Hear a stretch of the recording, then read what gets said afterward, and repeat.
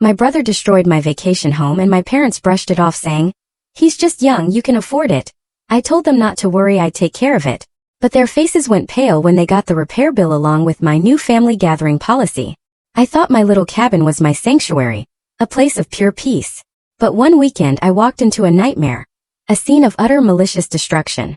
And the people who did it, my own family, they thought they could get away with it, that I'd just roll over like always. But this time they were about to learn a very painful lesson about what happens when you push me too far. The stench hit me before I even turned the key.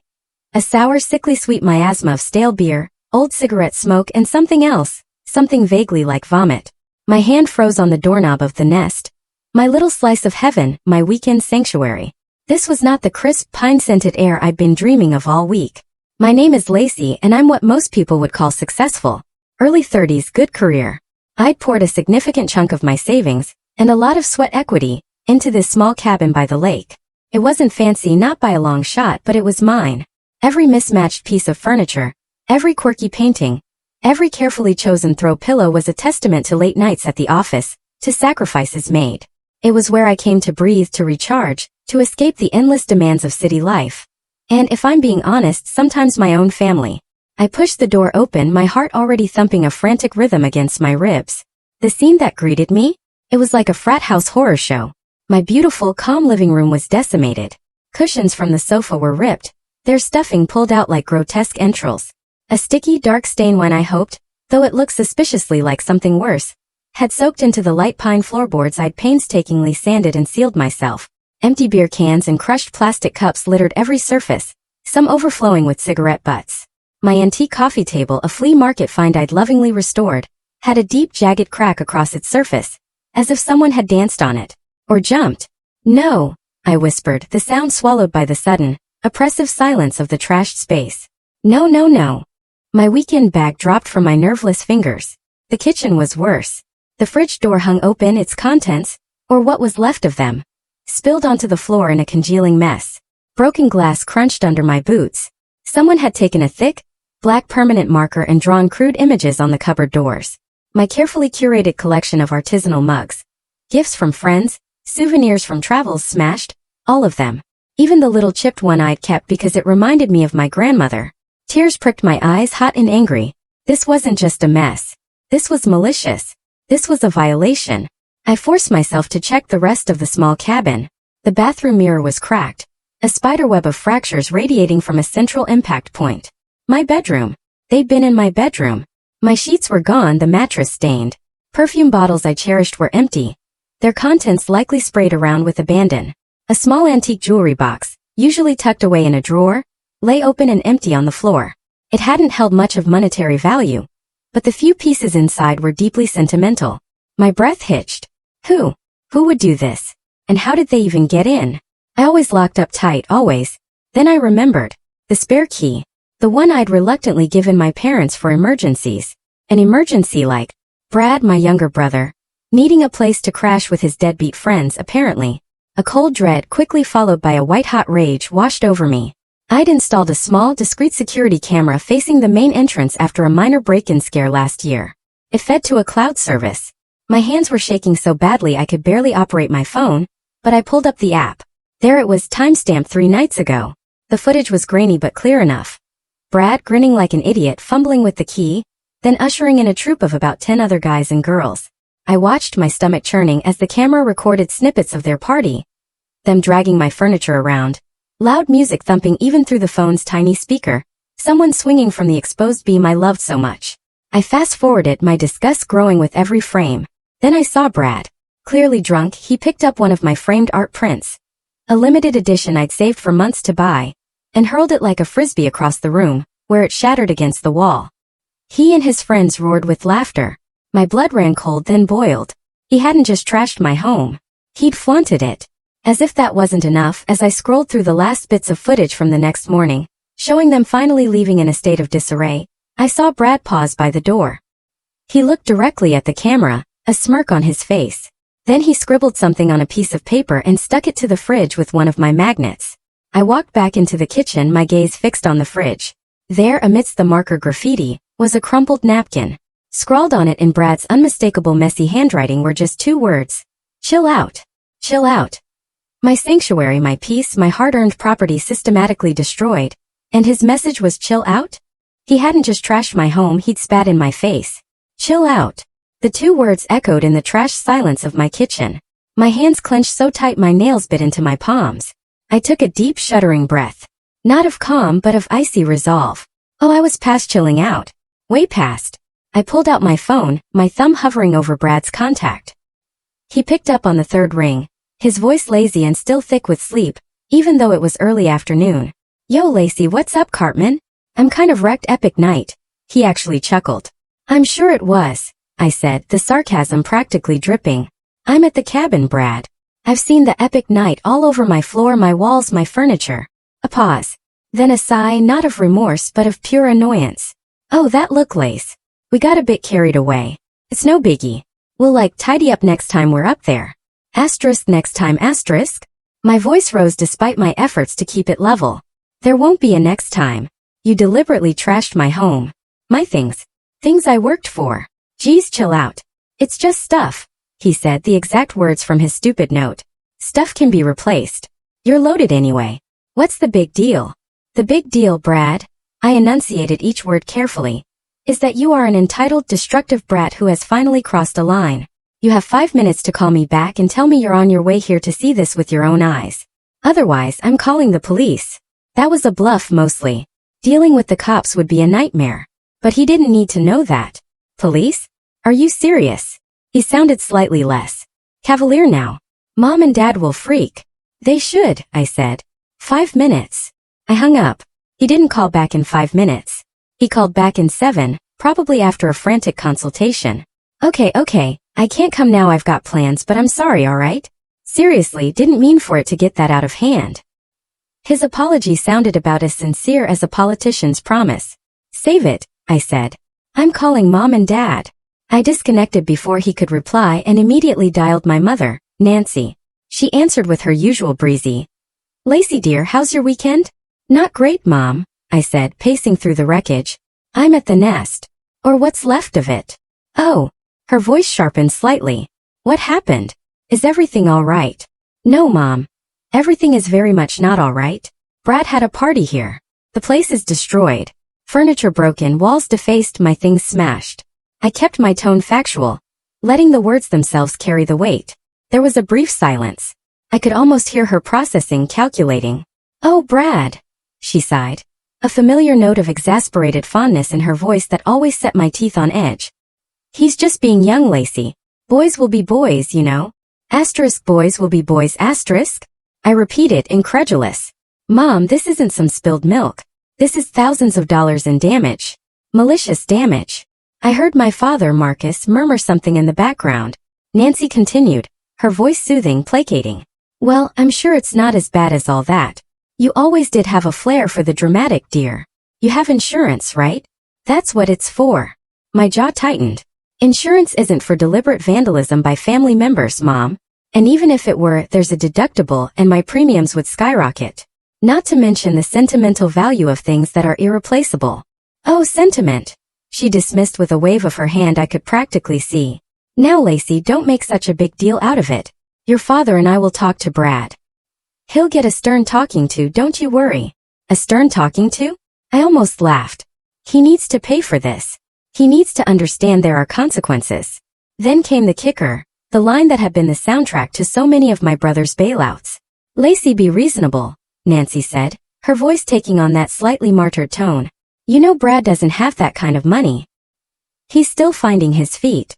Besides, here her voice brightened as if delivering a perfectly logical solution. You can afford it, unlike him. It's a bit of a mess, sure, but you can just get it cleaned up and replace what's broken. It'll be a write-off for you probably. My father finally spoke, his voice echoing Nancy's sentiment. She's right, Lace. It's unfortunate, but let's not blow this out of proportion. Family helps each other out. Family helps each other out. They meant I help Brad out and they help themselves to my patience, my resources, my goodwill. The familiar burn of resentment flared, but this time something else mixed with it. A cold, hard clarity. They would never change. They would always shield him, always expect me to be the responsible one, the one who absorbed the costs of his irresponsibility. I looked around the ruined room, at the chill-out note still mocking me from the fridge. My anger, which had been a raging inferno, began to cool, condensing into something solid, something unbendable. I took a slow breath. "Okay," I said, my voice surprisingly calm even to my own ears. I could hear them exchange faint sounds of relief on the other end. They thought they'd won again. "Don't worry," I continued, my gaze sweeping over the destruction one last time. "I'll take care of it." "That's our girl," Nancy chirped, all sweetness and light now that the unpleasantness was seemingly over. "We knew you'd understand. Just send us some pictures later. Maybe we can help you find a good cleaner." I pictured their faces, smug and self-satisfied, completely misreading the steel in my voice. A tiny, almost imperceptible smile touched my lips. "Right," I said. "I'll be in touch." I ended the call. They had absolutely no idea. The drive back to my city apartment was a blur of simmering rage and dawning resolve. "You can afford it." Mom's voice echoed in my head, each repetition chipping away at the last vestiges of my familial obligation. Afford it? Yes, I could afford to fix the damage. I could also afford to teach them a lesson they'd never forget. The first thing I did when I got home was dump my ruined weekend bag in the trash. Then I grabbed my good camera, not just my phone, and drove straight back to the nest. The 2-hour trip felt shorter this time, fueled by a different kind of energy. For the next 3 hours I was a forensic investigator in my own life. I photographed everything. Every stain, every scratch, every broken shard of glass. Wide shots of the rooms, close-ups of the damage. I took macro shots of the gouges in the coffee table, the marker on the cupboards, the rip in the sofa. I filmed slow-panning videos, narrating quietly what each item was, its approximate value, and the nature of the destruction. The digital mountain of evidence grew.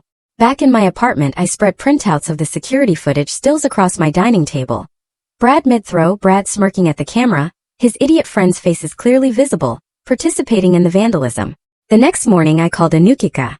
She's my rock, the kind of friend who tells you when you have spinach in your teeth and when you're being a doormat. I laid it all out. The discovery, Brad's pathetic excuses, my parents' infuriating dismissal. "Lacey, that's beyond awful," Anukika said, her voice tight with anger on my behalf. "They expect you to just what? Smile and write a check after he treated your sanctuary like a public toilet." "Pretty much," I sighed. Standard operating procedure for the Hayes family, starring Brad as the golden child and me as the First National Bank of Lacey. "Not this time," Anukika said firmly. "This time you burn it all down. Metaphorically, of course. Mostly." "That's the plan," I said, a grim satisfaction in my voice. "I'm documenting everything. I mean everything." "Good," she said. "Itemize it. Every single cent. And don't just bill Brad. Bill your parents. They're complicit. They enabled this. They raised him to be this little monster." Her words were like a balm to my frayed nerves. It wasn't just me being unreasonable. It wasn't just me overreacting. "You think I should?" I asked, though I already knew the answer. "Abso-freaking-lutely," Anukika said. "They dismissed you because you can afford it? Fine. Let them contribute from their retirement fund. See how quickly their tune changes when it's their money on the line." That afternoon I started compiling the list. Replacement cost for the custom sofa, $2,800. Repair and refinish antique coffee table if salvageable, otherwise replacement estimated $600. New artisanal mugs, 12 at an average of $30 each, $360. Repainting kitchen cupboards, $400. Professional cleaning services for biohazards and extreme mess, $500. Replacing smashed art print, $450. The list went on and on, page after page. I researched current retail prices, got quotes from contractors for repairs. I was meticulous. I was ruthless. The total, when I finally tallied it up, was staggering. Even I was a little shocked. It was well into 5 figures. Then I called Ellis, a sharp lawyer I knew from a networking group. I wasn't looking to sue, not yet anyway, but I wanted the wording of my demands to be ironclad. I explained the situation briefly. "Wow," Ellis said after a low whistle. "Family. Can't live with them. Can't legally lock him in the shed." He chuckled. "Okay, so you want to send them a formal demand for damages, and you want to restrict access to your properties. Smart."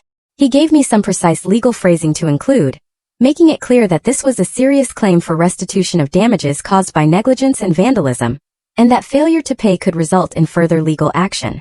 He also helped me draft a very formal, very unambiguous new family gathering policy. It stated in no uncertain terms that effective immediately, Brad, Nancy and Marcus were no longer permitted on any property owned by me for any reason including, but not limited to, social calls, holidays or emergencies they themselves manufactured. Any attempt to access said properties would be considered trespassing and dealt with accordingly. The final package was impressive. A thick sheaf of papers, a cover letter detailing the incident and my profound disappointment, the multi-page itemized bill with copies of receipts and quotes, selected glossy photo prints of the worst damage, and the new family gathering policy. I made 2 identical sets. That evening, I stood in line at the post office, 2 large manila envelopes addressed separately, one to Brad, one to my parents. I paid for registered mail with return receipt requested. The postal clerk stamped them with a satisfying thud. As I walked out, the city lights seemed a little brighter. A weight I hadn't fully realized I was carrying had begun to lift. They thought I'd just roll over, absorb the cost and smooth things over like always. They thought their dismissive words and Brad's pathetic sorry would be enough. They had no idea what was coming. This wasn't just about the money anymore. This was about respect. My respect. And they were about to learn its price. 2 days later, the email notifications pinged on my laptop. Delivery confirmed. One for Brad. One for Nancy and Marcus. I imagined the scene at their respective homes. My parents probably settling in for their evening news. Perhaps Nancy complaining mildly about how dramatic I was being over a little mess. Brad likely still in bed or gaming, annoyed having to sign for something. I pictured my mother, Nancy, picking up the thick envelope from the hall table, frowning slightly at the official-looking registered mail sticker. "What's this, Marcus?" she'd call out, tearing it open with a perfectly manicured nail.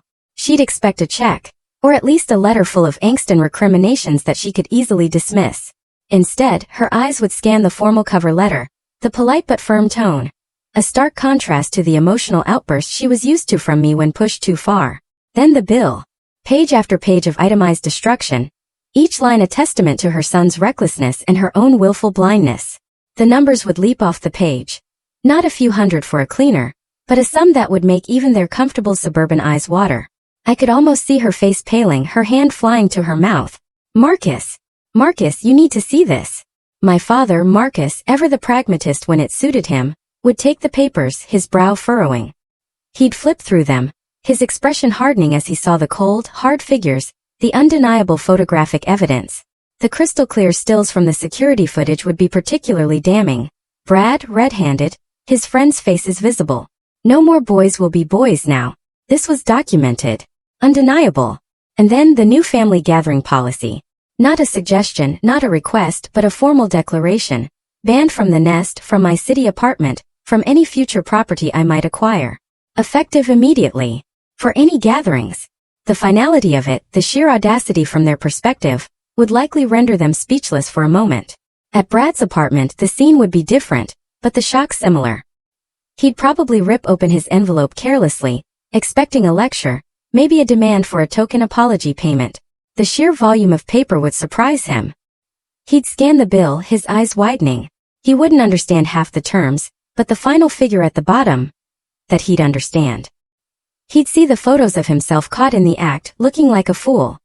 He'd read the policy, the words banned and trespassing finally penetrating his thick skull. His usual bravado would likely crumble, replaced by a dawning panic. He couldn't chill out his way out of this one. I imagined the frantic phone calls between them. Brad probably hysterical calling mom and dad. "She's crazy. She can't do this. You have to talk to her." Nancy, her voice shrill with indignation. "This is outrageous. After all we've done for her. The ungrateful child." Marcus, perhaps a little quieter, a little more shaken, realizing the carefully constructed bubble of their family dynamic had just been violently popped. He had always relied on Nancy to manage these emotional things, but this was different. This had figures and legal-sounding phrases. My phone, which had been peacefully silent on my desk, suddenly lit up. "Incoming call, Mom." I let it ring. It went to voicemail. A second later, incoming call, Dad. I let that one go too. Then almost immediately, incoming call, Brad. Ignored. The phone buzzed again. A new voicemail. It was Nancy. I pressed play, holding the phone slightly away from my ear. Asterisk Lacey. "Lacey, you pick up this phone right now. What is the meaning of this? This ridiculous piece of paper. How dare you? After everything. Your own brother. This is beyond asterisk." Her voice was a torrent of sputtering outrage. A far cry from the dismissive calm she displayed just days before. I listened for about 10 seconds, enough to get the gist. Then with a small, almost serene smile, I tapped delete. My phone immediately started ringing again. Mom. I silenced it. Then Dad. Silenced. Then Brad, his call display picture a goofy selfie that now just looked pathetic. Silenced.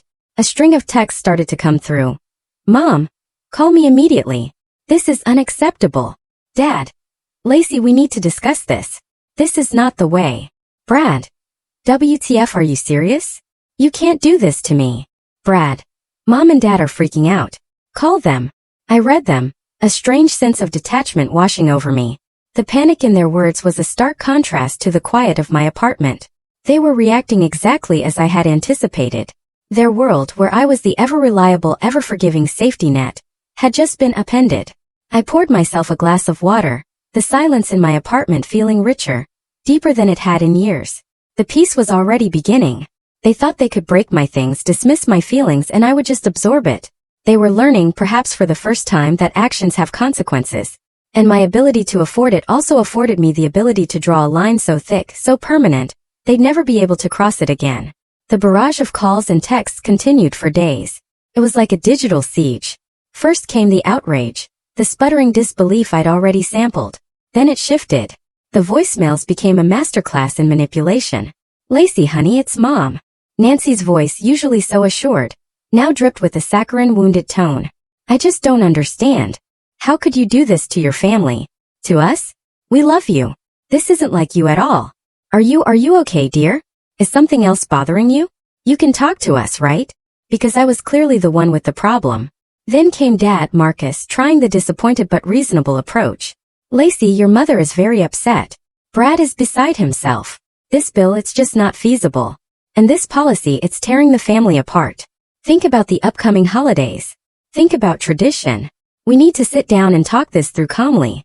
Brad's messages were less sophisticated, mostly a string of angry emojis, misspelled accusations of cruelty, and pathetic pleas. You are ruining my life. I said I was sorry. What more do you want? I didn't respond to any of them. Not a single call, not a single text. My silence seemed to infuriate them more than any argument could have. A few days later, a new number popped up on my caller ID. I didn't recognize it, so I let it go to voicemail. The message was from my Aunt Valentina, Mom's sister. Her voice was syrupy sweet, oozing concern. Lacey, darling, it's your Aunt Valentina. Your mother called me. She's terribly worried about you and about this misunderstanding. Honey, families have disagreements, but this seems so extreme. Brad made a mistake, a silly, youthful mistake, but he's your brother. And your parents, they're heartbroken. Can't we all just find a way to forgive and forget for the sake of family unity? Your mother said you're not even taking their calls. That's not like you, sweetheart. I rolled my eyes. So Mom had deployed the flying monkeys. Valentina had always been a bit of a busybody, quick to offer unsolicited advice and mediate disputes, usually by pressuring everyone to concede to Nancy's wishes for peace. I actually considered calling Valentina back just to set her straight, but then I remembered Anukika's advice about Jade. Justify, argue, defend, explain. Engaging would just give them an opening. So I texted her instead, a short, polite message. Hi Valentina. Thank you for your concern. The matter is between me, Brad, and my parents. My terms are clear and non-negotiable. I hope you can understand. Her reply was almost instantaneous.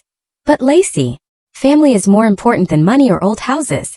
Your mother is beside herself. Surely you can bend a little. I didn't reply to that one. Bending a little was how I'd ended up here in the first place. The next day, Anukika sent me a screenshot. You might want to see this, her message read. It was from a rarely used extended family group on some obscure social media platform I'd forgotten I was even part of. Brad had apparently decided to take his grievances public. Or at least semi-public. His post was a masterpiece of victimhood. So disappointed in some family members who care more about stuff than people. I made a mistake and apologized, but now I'm being treated like a criminal and banned from seeing my own family, just because she's rich and can bully everyone. Some people have no heart. Hashtag family drama, hashtag materialistic, hashtag sad. There were a few sympathetic comments from distant cousins who clearly only had his side of the story. Oh Brad, that's awful. Some people forget where they came from. My blood simmered. The audacity. He hadn't just trashed my place, lied about it, and refused to take responsibility. Now he was trying to paint me as the villain, the cruel, materialistic older sister. He really wants to play dirty, does he? I muttered to myself, taking my own screenshots of his post and the comments. Fine. If you wanted to air dirty laundry, I had a whole laundromat full of evidence he couldn't even imagine. The security footage. The photos of the damage. His charming chill-out note. My parents' dismissive texts. It was all neatly filed away. He was playing checkers while I was setting up a chess game he couldn't possibly win. This little smear campaign was just another nail in his own coffin. My resolve, already diamond-hard, gained another layer of tempered steel. He had no idea how badly he just miscalculated. As October bled into November, the air turned crisp, and the first whispers of Thanksgiving started to circulate. Traditionally, Thanksgiving was a big production at my parents' house. Nancy lived for the performance of it. The perfect table setting, the elaborate menu, the carefully curated image of a happy, prosperous family. While they hosted, I was always expected to contribute significantly. A couple of elaborate side dishes, the expensive wine, often a hefty financial contribution towards the turkey and other supplies. Sometimes they'd even suggest a pre-dinner appetizer gathering at my city apartment because it was more modern or had better parking for some of the out-of-towners. This year, however, a giant lacy-shaped wrench had been thrown into their holiday machinery. The bill for damages to the nest remained unpaid. The new family gathering policy remained firmly in effect. After the initial flurry of outraged calls and manipulative texts, a strange sort of silence had descended from their end, at least directly to me. It was the kind of silence that precedes a storm. They were clearly stonewalling on the payment, probably hoping I'd just give up, or that the looming holiday would force my hand. Then the indirect pressure started. Aunt Valentina called again, her voice even more strained. Lacey, your mother is trying to plan Thanksgiving and she's just at a loss. She doesn't know what to do about you. Surely you're not going to let this ruin Thanksgiving for everyone. Aunt Valentina, I said, my voice calm and even. My plans for Thanksgiving are my own. The situation with my parents and Brad is separate. They have the bill and they have the policy. Nothing has changed. But it's Thanksgiving, she wailed, as if the holiday itself possessed magical powers of absolution. I politely ended the call. A few days later, an email landed in my inbox from Nancy. Subject: Thanksgiving plans. The email was a masterpiece of passive aggression and denial.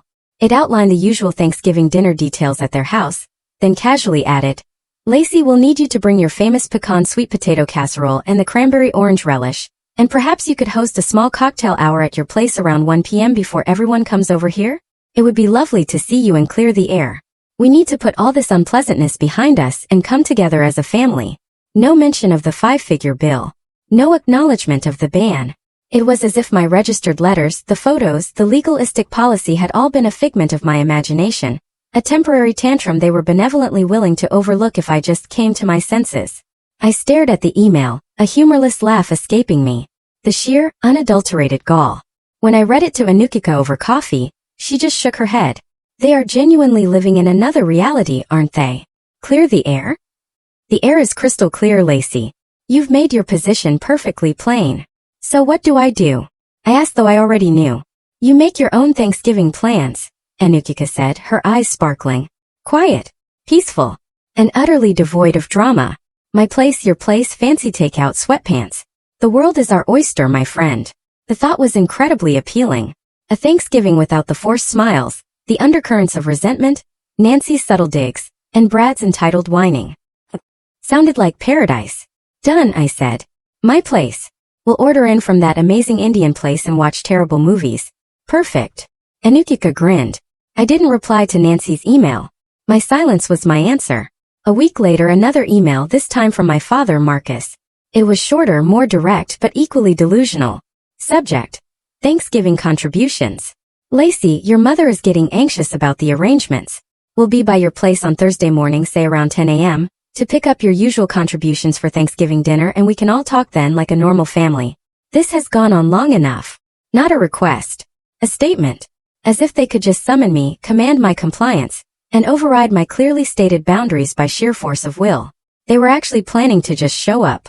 The arrogance was breathtaking. This time I did reply. A single concise sentence. My policy stands. Any uninvited appearance at my properties will be considered trespassing, and I will act accordingly. The bill for damages to the nest remains outstanding. I hit send. The ball was back in their court. Let them try. I was ready. The thought of a confrontation didn't fill me with dread anymore. It filled me with a grim sort of anticipation. They wanted to push? I was about to show them just how hard I could push back. Thanksgiving was indeed looming, but the only pressure cooker I was interested in was the one simmering with my own quiet, delicious plans with Anukika. Thanksgiving morning dawned bright and chilly. Instead of the usual frantic rush of baking and packing, my apartment was an oasis of calm. The rich aroma of coffee filled the air, and Anukika was already there, curled up on my sofa in fuzzy socks, flipping through streaming services for our terrible movie marathon. We were planning a feast of takeout later, zero stress involved. Around 10:05 a.m., right on schedule for their threatened arrival, my apartment buzzer shrieked. Not the polite, quick buzz of a delivery person, but a long, insistent, demanding blare. Anukika raised an eyebrow. Showtime. Looks like it, I said, a strange calm settling over me. I picked up my phone, already set to record video, and walked to the intercom. Yes, Lacey, it's us. Open the door. Nancy's voice, sharp and impatient, crackled through the speaker. I'm afraid I can't do that, Mom, I replied, my tone even. As I stated in my email, uninvited appearances are not welcome. Don't be ridiculous, Lacey. It's Thanksgiving. We're here to pick up your contributions and talk, Marcus chimed in, his voice booming slightly.